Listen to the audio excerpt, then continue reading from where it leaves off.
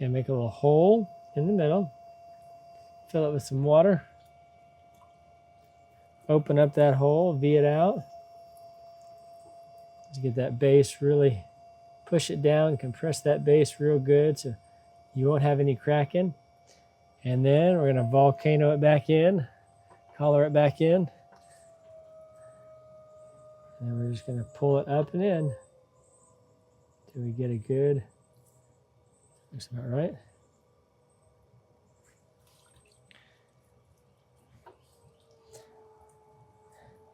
I'm gonna get just a,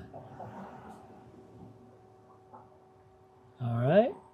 Let's try this one with the little bulges. Now again, it's not symmetrical, so this has a foot down there, and this has a arc. So I'm gonna use this one because I actually have a flat part down here.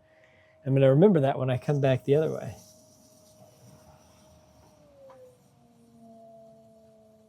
And just take your time, and you kind of want the, when you're using profile ribs, now this is technically a texture rib that people use as a profile rib.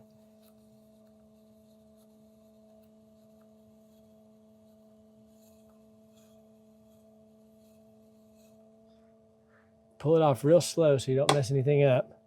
Now these, sometimes you don't want a little extra on the top, so I'm just gonna take, get your lip a little bit wet, get your hands wet so you can real slick, and then I'm going real slowly in here till I feel it break through, and then I'm gonna stop, just lift off. And there you go.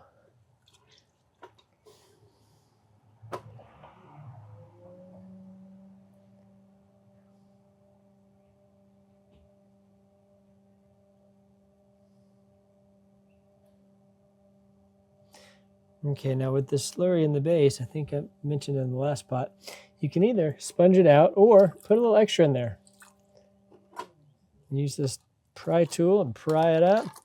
And my daughter calls this the Dairy Queen. You flip it upside down, and that gets all the little chunkies out there. Now you can see I had a little, but that's a cool shape. Do you like that shape?